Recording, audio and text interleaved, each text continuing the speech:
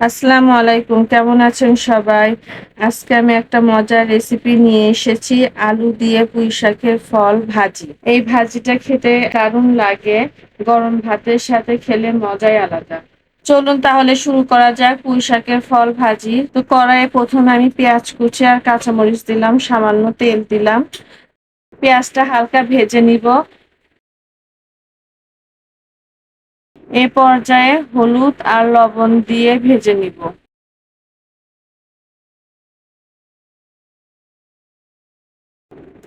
এখন পুঁই শাকের ফল ঢেলে দিলাম, তার সাথে একটু আলু কেটে দিয়েছি। দিয়ে এখন ভালো করে নাড়াচাড়া করব। সামান্য পানি দিয়েছিলাম কিন্তু সেটা স্কিপ হয়ে গেছে।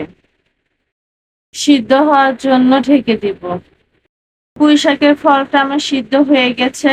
এখন ভালো করে ভাজতে হবে যেন ফলটা একদম ভাজা ভাজা হয়।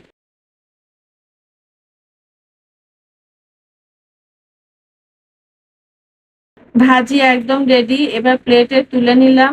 গরম ভাতের সাথে খেতে কিন্তু দারুণ লাগে।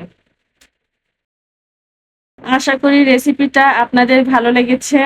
এরকম রেসিপি ভিডিও পেতে আমার চ্যানেলটি সাবস্ক্রাইব করুন এবং আমার পেজটি ফলো করুন। আল্লাহ হাফেজ।